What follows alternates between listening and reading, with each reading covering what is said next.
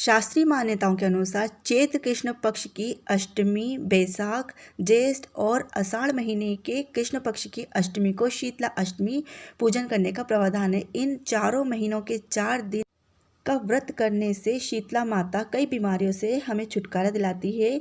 इस पूजन में शीतल जल और बासी भोजन का भोग लगाने का विधान है। श्रद्धालु शीतला अष्टमी का व्रत रखकर माता की भक्ति करके अपने परिवार की रक्षा करने के लिए माता से प्रार्थना करते हैं। ऐसा माना जाता है कि शीतला माता भगवती दुर्गा का ही रूप है।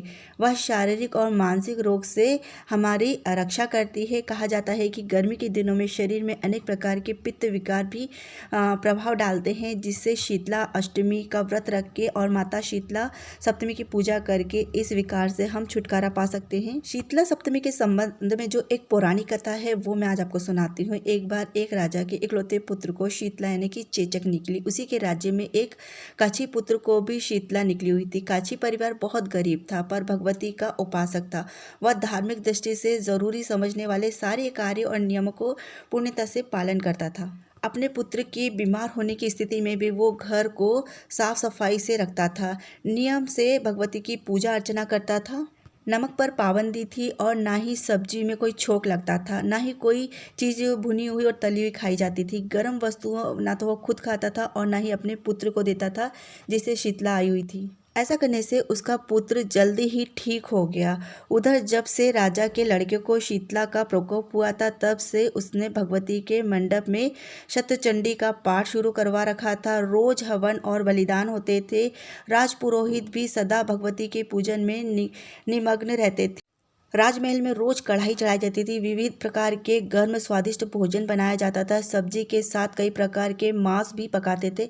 इसका परिणाम यह होता था कि उन लजीज भोजनों की गंध से राजकुमार का मन मचलता था, ललचाता था। वह भोजन के लिए जिद करता था। एक तो राजपुत्र और दूसरा इकलौता, इस कारण उसकी सारी इच्छाओं को पूर्ण किया जाता था। इस पर शीतला का कोप घटने के बजाय बढ़ता ही चला जा रहा था। शीतला के साथ साथ उसे बड़े बड़े फोड़े भी होने लगे जिनमें खुजली व जलन अधिक होती थी। शीतला की शांति के लिए राजा जितने भी उपाय करते, शीतला माता का प्रकोप उतना ही बढ़ता जाता, क्योंकि अज्ञानतावश राजा के यहाँ सभी कार्य उल्टे हो रहे थे। इससे राजा और अधिक परेशान हो उठे थे। उसकी समझ में कुछ नहीं आ रहा था कि वो क्या करे जिससे शीतला माता का प्रकोप शांत हो जाए। एक दिन राजा के गुप्तचरों ने उन्हें बताया कि काछी पुत्र को भी शीतला निकली थी, वह बिल्कुल ठीक हो गया है। यह जानकर राजा सोच में पड़ गया कि मैं शीतला की इतनी सेवा कर रहा हूँ, पूजा अनुष्ठान करवा रहा हूँ, लेकिन मेरा पुत्र ठीक नहीं हो रहा है, जबकि काछी पुत्र बिना सेवा पूजा के ही ठीक हो गया है। इसी सोच में उसे नींद आ गई। श्वेत वस्त्र धारण करे भगवती उसे स्वप्न में दर्शन देकर कहा हे राजन, मैं तुम्हारी सेवा अर्चना से प्रसन्न हूँ, इसीलिए आज भी तुम्हारा पुत्र जीवित है। इसके ठीक ना होने का कारण यह है कि तुमने शीतला के समय पालन करने योग्य नियमों का उल्लंघन किया है। तुम्हें इसी समय नमक का प्रयोग बंद करना चाहिए। नमक से रोगी के फेफड़ों में खुजली होती है। घर की सब्जियों में छोंक नहीं लगना चाहिए, क्योंकि उनकी गंध से रोगी का मन उन वस्तुओं को खाने के लिए ललचाता है। रोगी का किसी के पास आना जाना मना है, क्योंकि यह रोग औरों को भी लग सकता है, होने का डर रहता है। अतः इन नियमों का पालन कर, तेरा पुत्र अवश्य ही ठीक हो जाएगा। विधि समझकर देवी की पूजा अर्चना करो। इतना कहकर माता देवी अंतर ध्यान हो गई। प्रातःकाल होते ही राजा ने देवी की आज्ञा अनुसार सभी कार्यों को किया।